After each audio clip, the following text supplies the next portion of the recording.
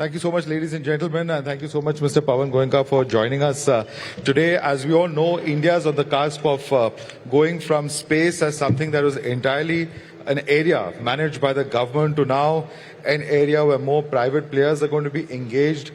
In space is going to be a key factor in driving that. And the big question on everyone's minds, as we've seen the stupendous success of SpaceX that has, fired off everyone's imagination globally, what really do we need to do for us to be able to enable an environment where we perhaps create an Indian SpaceX in the future? We have the talent, we have the ecosystem, we have a very passionate Indian audience or citizens who are very, very interested in this area. But what do we need to do to actually deliver another Indian SpaceX? Thank you, Madhav, and thank you for having me here today.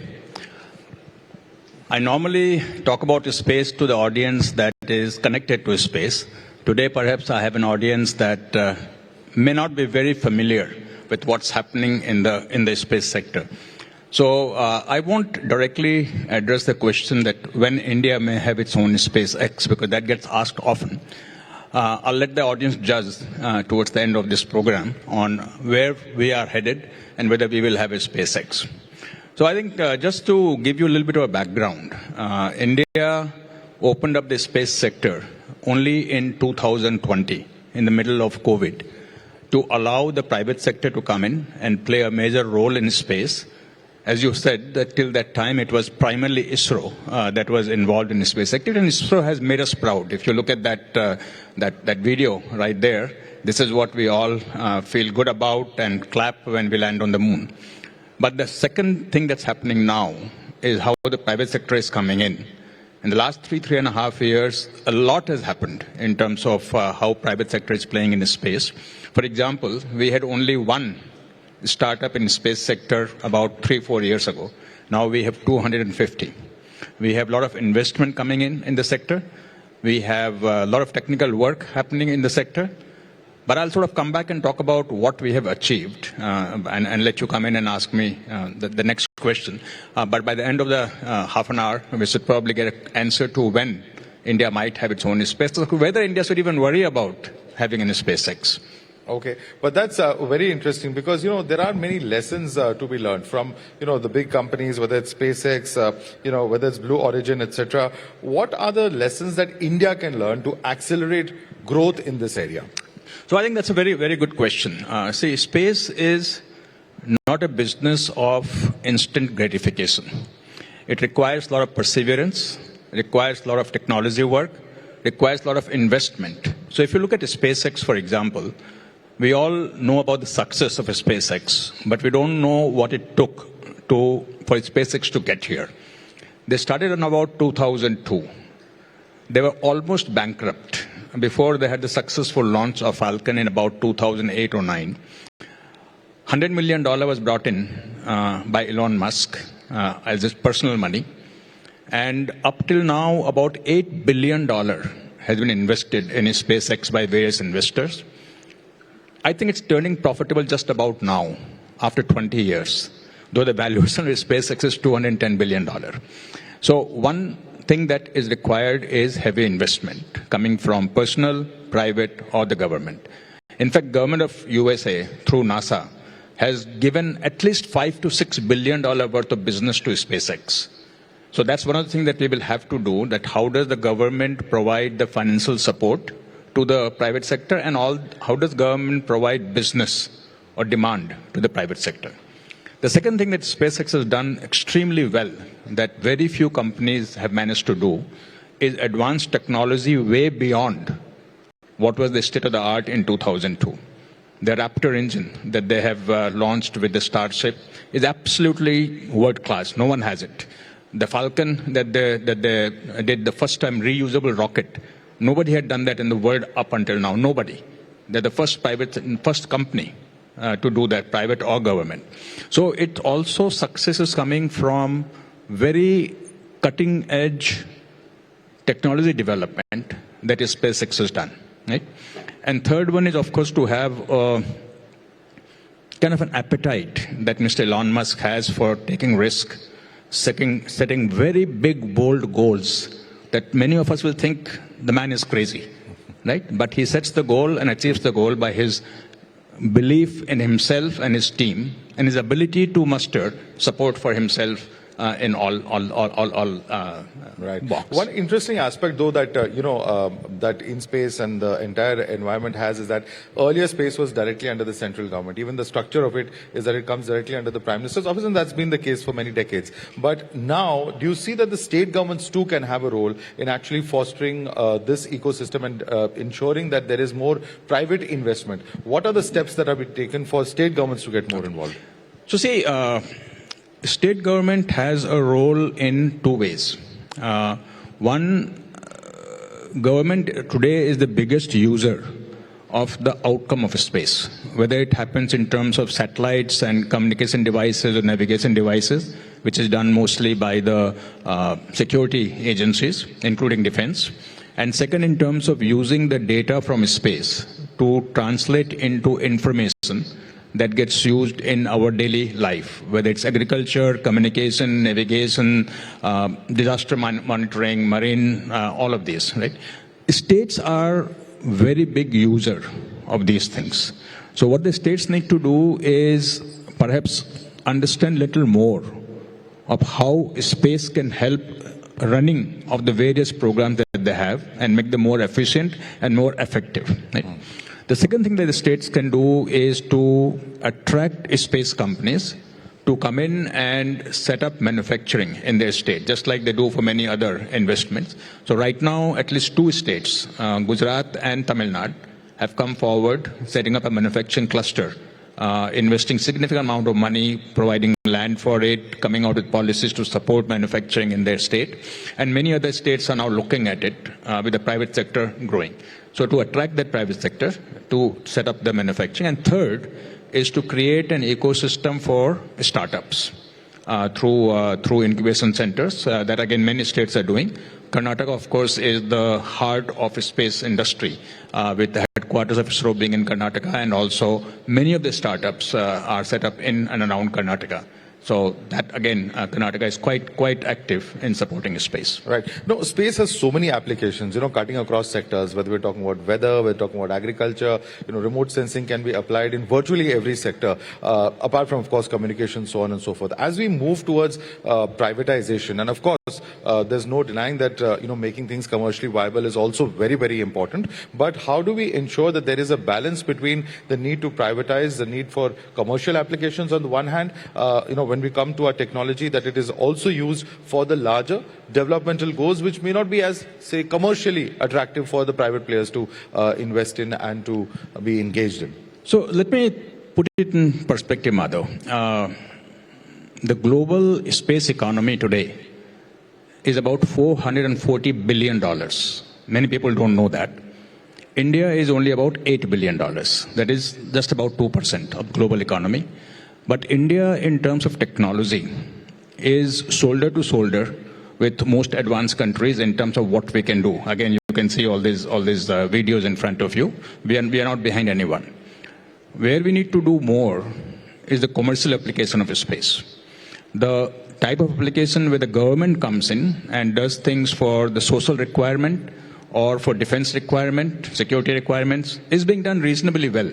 We can do more, but we are doing reasonably well. Where we're not doing enough is the commercial application of space. How do the people sitting here in this room see space as something that can help them do what they're doing better, right? And not just look at the Chandrayaan landing on the moon. That's exciting, that's a lot of value, it brings us a lot of pride, brings a lot of technology. But what can happen to the data that comes down to the satellites? What can happen to the communication that we can do through satellite, and how can you use it in your business? So you have to think beyond what you have been thinking. And I can tell you that many businesses will find that space can play a very important role in them. And then only the commercial cycle will start. That will not start simply by government providing some services using space data or space applications. The private sector has to come in both in terms of developing applications, which is beginning to happen, and also in terms of using these applications to gainfully use the outcome of space data to make your business better in terms of providing better service, providing better efficiency, understanding where to mine, understanding your leakages in the pipes, and so on and so forth. So what are these gaps? So what I'm gathering from what you're saying is that even though we're doing fairly well when it comes to space technology, Chandrayaan 3 success, so on and so forth, there are still some technological gaps or gaps of access or providing this technology. Where are these gaps that you think? Gaps in what, sorry? In terms of actually providing space technology, when it comes to space technology itself, where are these gaps where you feel that it would be more successful? See, again, as I said earlier, that space is an expensive business. Okay, when you launch one satellite in the geo model or GSO orbit, where we have several for communication, each satellite costs 2,000 crores upwards. Okay, each satellite. Right? Technology that we have is reasonably good. We can launch satellites. We have all our launch vehicles. We have very excellent launch center.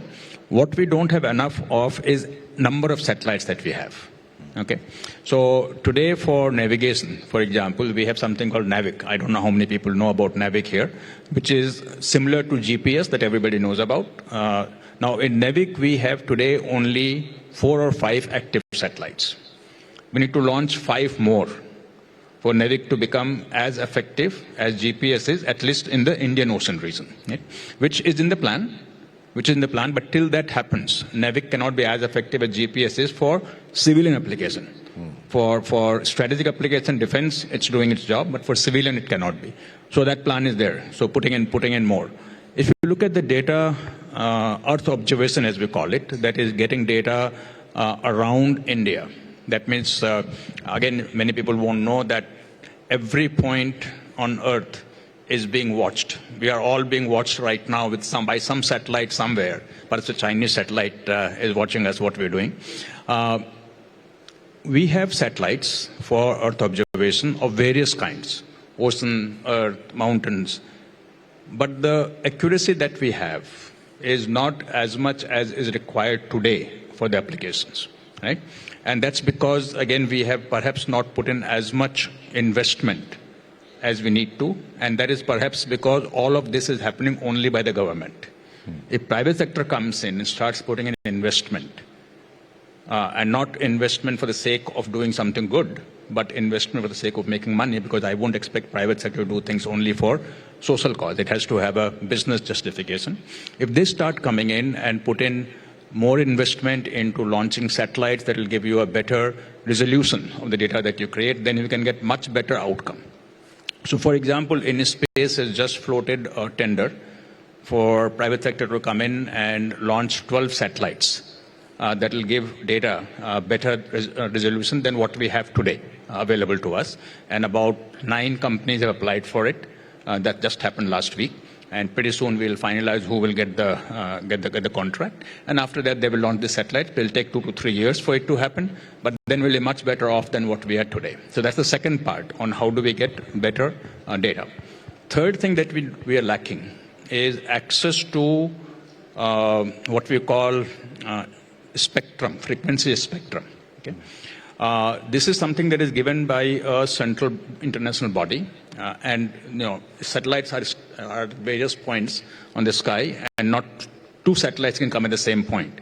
So this body assigns satellites to come to a country. India does not have enough of these frequencies, and we need to apply for more, get more frequencies so that we can launch more satellites to take care of all our requirements. Right. One of the things that I was also coming across is that there's been a phenomenal increase in the number of startups in this area. Over 200 startups that are now there, which is a 5-time increase in about 2 years.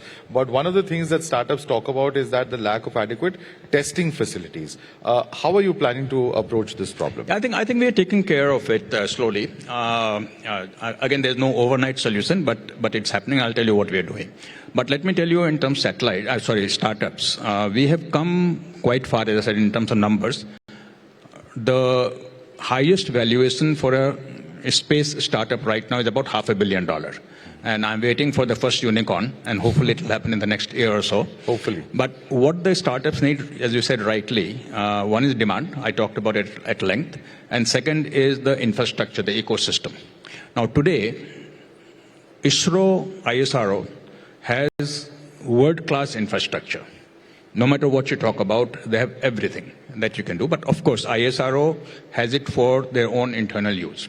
Now, as per the new Indian space policy that got announced in April of last year, ISRO is mandated through InSpace to make this ecosystem available to the private sector.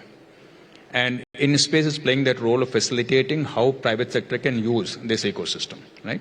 So there's a process established, and quite a bit of it has already happened, where almost every facility of ISRO is accessible to private sector at a let's say subsidized price.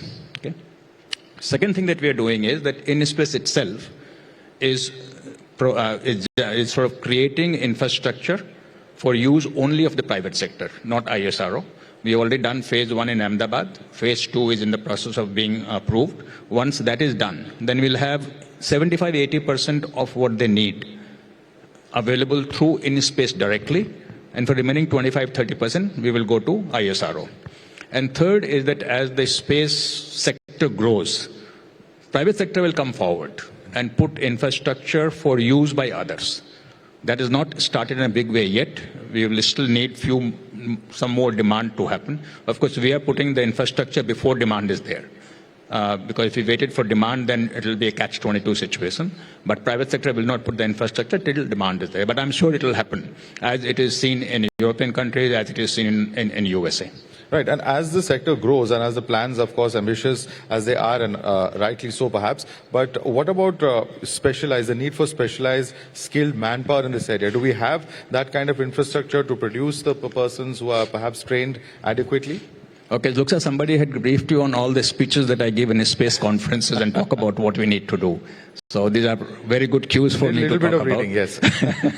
So see, I normally talk about 5 or 6 things that need to happen for space sector to become big. Demand we talked about, that was number 1. Investment we talked about, that was number 2. Ecosystem we talked about, number 3. Technology we talked about. The last is skill. Not the last, but there's one more. I don't know if you have it in your notes. The skill. So skill is, again, first of all, many people will not realize that ISRO has a treasure of space skill. Okay, there are 13,000 science and technology people who are working in ISRO, and I come from outside, not a space person, come from automotive industry, and I am absolutely thoroughly impressed with the quality of these people and the commitment that they have to science, technology, and to the space sector. But what is more important is that since the retirement age in India, especially in government, is only 60 years, there are a whole bunch of retired people who have many years of sort of energy left to provide that skill to private sector. And now private sector is beginning to tap into this skill in a very big way. If you go to any startup, they will have 1, 2, 3, 4, 5 retired ISRO experts with them, either advisor or as employees, and they become their mentors and handholders. Third thing, so this is coming from the top. Third thing coming from the ground is InSpace is working with universities to set up degree in space, either courses or bunch of courses or a degree in space. And at least 8 to 10 universities now have signed up to start doing that. AICTE has approved a curriculum through InSpace for the space program, so that is also beginning.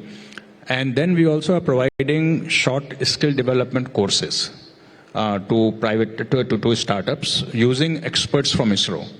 And they come in and provide very good sort of focused thing, let's say something on satellite design. Someday it will be about Earth observation or something like that. So we are attacking it from many different fronts, and we'll solve the problem. Right.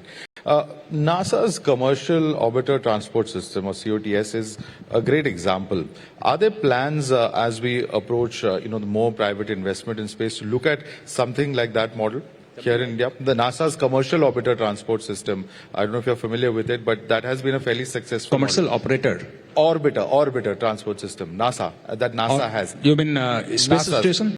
Yes, commercial orbital transportation services that they have. Transportation service, I'm not 100% sure what you're referring to, but no, transportation system at least we are not working on right now. But let me talk about what is being talked about. We just now talked mostly about private sector, but what ISRO is doing is what will happen in the next 10 years or next 15 years is perhaps more than what has happened in the last 60 years in terms of what ISRO is doing. Because now ISRO is in some sense freed from the day-to-day activity of space and let private sector do it. They are focusing more on the big stuff. Okay? You have probably heard about Chandrayaan 4. That will happen, I think, in 2027 or 28, where we have our plans to go beyond what we did Chandrayaan 3. You know about the human space flight. That will probably happen in about 2 years. We have announced the Indian space station that is committed for 2035. We have announced that there will be man Indian on the moon. That is announced for 2040. So we have some very specific, very aspirational goals that we have, even for the purpose of what we do in the technical side of it. And one thing that I just want to add is that since we talked about the economy, InSpace has released a 10-year decadal vision for space economy, okay, where we plan to take the space sector from $8 billion today to $44 billion by 2033. This was announced last year. And there we have very detailed planning that we have done on how we will achieve from 8 billion to 44 billion. So technology plays a role in it, and the commercial activity that we talked about plays a role on it. Right. Also, when it comes to these ambitious goals that you were mentioning, whether it's Gaganyaan, whether it's a man or Indian on the moon, so on and so forth, how much of a role will the private sector have to play in this, or will they all be ISRO programs purely? So say in private sector has been playing one role all along, okay, which is the role of being a vendor or a supplier to ISRO. Right? So if you say a rocket that takes Chandrayaan, the satellite with it, the rocket is 70% built by private sector. All the components come from private sector. ISRO does the assembly, just like automotive sector. Automotive sector, everything is done by suppliers. The OEM only does the assembly. Similarly, here also, everything is done by suppliers. So to that extent, the private sector will play a very big role. And because all these various programs, for example, right now, a large number of satellites are being ordered by the Defense Department for their purposes. I cannot give you the number. Out of which 60% will be built by the private sector, 40% will be built by ISRO, but even in that 40%, a big chunk of inputs will come from private sector, right? So again, a big role that they will play. But in terms of technology, I think at least in the foreseeable future, the technology that goes into these programs will come from ISRO. That is not to say that private sector is not developing technology. In fact, almost all the startups that are there in space are what you would call deep tech startups. None of them is doing e-commerce or aggregation or fintech. They're all deep tech startups, and none of them are just picking up technology off the shelf and using it. All of them are developing new technology. But what is required for these programs perhaps goes beyond what is being developed. It's a very interesting point to make, because when it comes to defense and strategic aspects, we see that there's so much of competition in terms of sharing of technology. Yet when it comes to space, which is perhaps the pioneer when it comes to technologies, we are seeing cooperation between countries. For Gaganyaan, for instance, we have cooperated with Russia. There have been cooperations with the European Space Union. There's been cooperations with USA. How do you see this going along? Because many say, the next aspect of strategic affairs could be space. There's a space command, for instance, in the United States. And what role and to what extent do you see private players playing a role? Because in the United States, the private sector has a huge role to play when it comes to defense and strategic matters. So, see, United States started involving private sector strategically in space decades ago. Goes back to 1990 or maybe even before. India has started just now. I have no doubt that if you were to sit here and talk 20 years from now, India would be in a similar situation as USA is today, where the technical work will also be done by the private sector, advanced technology work. But what has to change is that government will have to directly sponsor the R&D work in private sector, because private sector will not do this kind of R&D work, and that same thing is true in USA. The SpaceX R&D work is supported by NASA in a very big way. I mentioned $5 to $6 billion worth of funding that NASA has given directly to SpaceX. Similar amount has been given to Boeing. The development of the space station is done by private sector, paid for by NASA through the government of USA. So private sector will come forward, do the R&D, but government will have to support it. How long will it take for us to reach the same level of cutting edge? I think we'll have to wait and see. The programs that ISRO is doing are cutting edge. Will private sector reach the cutting edge in 5 years, 10 years, 15 years? Bit hard to say today. As I said, they're doing technology work, they're doing new technology development, but not something that requires billions of dollars of investment. And many of these programs that you see here requires that kind of investment, billions of dollars of investment. Right. The government has also announced some programs in the slide recently. I think 1,000 crores was announced in the last budget. It was Finance Minister who announced a 1,000 crore fund to boost the space economy fivefold. Do you think that this in itself is a good start? More needs to be done? Yeah, so since so Government of India is doing a lot. Okay, so first, the space policy that I talked about, which opened up the space sector for the first time for the private sector to play in.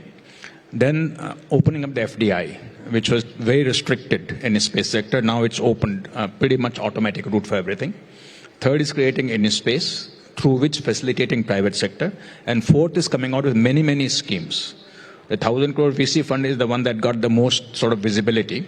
But there are many other schemes like this that we are working on right now, that we have announced some of them we are announcing. The constellation that I talked about, the 12 satellites launched by private sector, is also part of a PPP model, where government is putting in about 300 crore plus to support the private sector. And the 1,000 crore VC fund is done primarily with one objective only, that is space sector being a deep tech sector, which is very high gestation period. Right now, the private money doesn't come in very easily in the space sector. So government said that we are going to put aside 1,000 crores to fund startups. This is not a grant. This is an equity funding, just like any other VC fund. So it's a VC fund being created from government money, specifically to fund the startups in the space sector. And that hopefully will operationalize it within the next 3 to 4 months. And then many of the startups are looking forward to it and have that money come in. Thank you so much, Mr. Pawan Goenka, for explaining all of that to us. And we certainly hope that with the private sector coming in, the space sector has a lot more successes at its hand. Thank you so much, sir. It's been a pleasure. Thank you very much. Dr. Goenka and Madhav, thank you.